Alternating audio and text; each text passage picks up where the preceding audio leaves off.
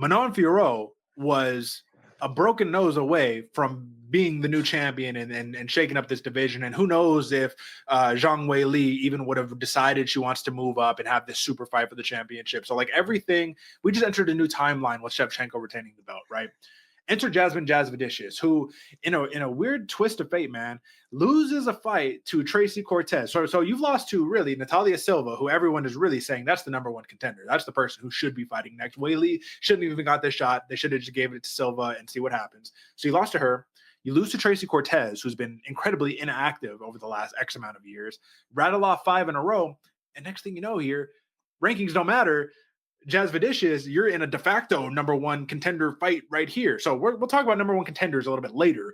The reason that I bring this up is because she has an opportunity to do something fantastic. I just think that you put together 5 impressive victories with how many finishes? 3 finishes and 5 wins. And this is what you're rewarded with. Stylistically, your toughest matchup to date right here. You get the beast, Manon Fiorot, who, again, I'm convinced would have won that fight if it was not for her nose getting shattered literally in the opening minutes of this fight. So, AJ, I'm going to let you take the floor. Talk to us about what you like about the matchup. Who do you rate higher? All that good stuff. Yeah, Derek, I mean, it's hard to answer the last question. It's hard to rate anybody higher than Manon Fiorot because I'm with you. One simple move left or right, and Manon Fiorot could be holding the belt. So the thing is, Derek, the Jasmine Jasudavicius on paper has all the intangibles to be able to take over or surmount what Manon Fiorot has accomplished, right? She's never been finished. If Manon Fiorot does make those simple mistakes again, we could see Jasmine Jasudavicius really get on the inside, start to put some work together, possibly get a finish or at least get a controlled decision like we saw last time that Manon Fiorot fought.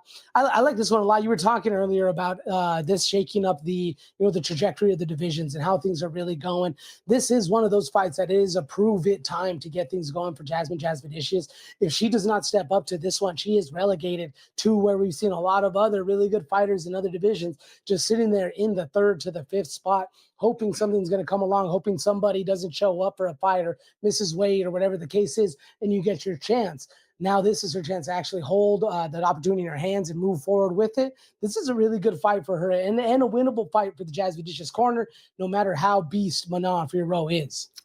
As winnable as it is, because I do agree with you. I think when you look at the odds, plus 190, almost a plus 200 dog right here against Fiorot, I think that there's a path. There's a path for Jasudavicius. But again, stylistically, this is really tough because I think it's going to be very similar to the Tracy Cortez fight, where if you can't get the takedown, which is where you're ragdolling everybody, man. Like we know it. If Jasudavicius gets the takedown and she can control you for an extended amount of period, she's going to lay real damage on you, or she's going to submit you, right?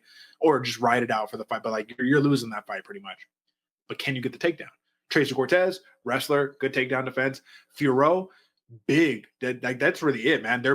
That's the other thing for Jasudavicius. She always has this size advantage against the other girls. You don't have that against Fiorot. Now, AJ, if Shevchenko can take Fiorot down, does that concern you? Given that, I mean, that's Fiorot. If you could defend the takedown, I feel like you can cruise to a victory, potentially get a finish right here. But if you get taken down, does she get back up? If Fiorot gets taken down, does she get back up on Jasudavicius?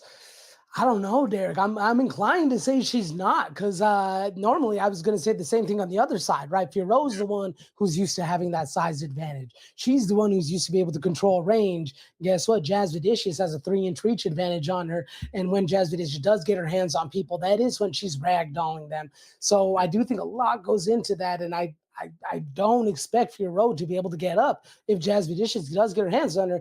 The question is, can she? I think Fiorot is a little bit better and a little bit faster on the feet to not allow Jasudavicius to get on the inside.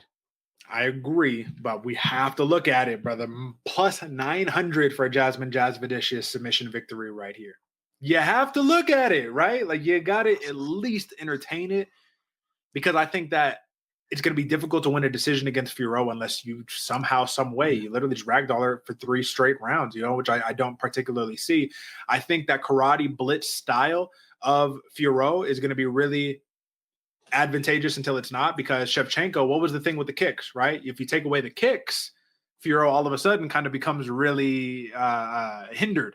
If Jasudavicius can catch the kicks, start taking her down, be like, oh, that's what you want to do. We could have a repeat right here. So again, there's no way Fiorot is this good and then falters from a Shevchenko to a Jasudavicius, in my opinion. You know what I mean? I think the level of competition is a little bit different. It's just matchups make fights right here. And I believe in Manon Fiorot, but I also think that Jasudavicius is always a live dog in these striker versus grappler matchups if she doesn't get chinned, because she does not move her head whatsoever and she is there to get hit.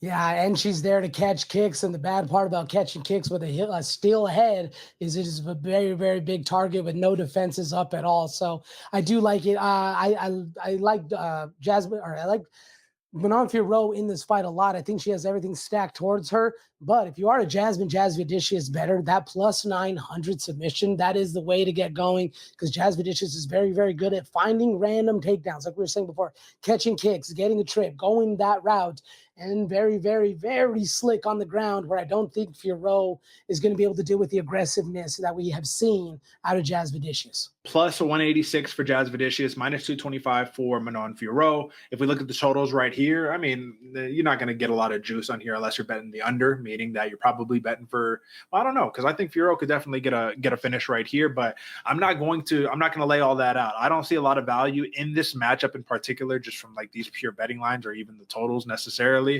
I think that if the over 2.5 were to creep down somehow magically, then that's the play. But aside from that, I'm staying away from this matchup, because this feels like a trap card game, or a trap game, excuse me, for Fiorot. But then again, she could just steamwalk her and it could be that. My pick, or I should say the consensus pick, is the beast, Manon Fiorot, right there. Confidence level, AJ, what do you give it? Confidence level 9, Derek. I do feel there's a trap that possibly could be afoot. I was even going to say I'm not even laying this one in a parlay. I'm just watching this one out of the fun and out of the shakeup for the division. There's a lot of uncertainties here, but I think Manon Fiorot gets it done.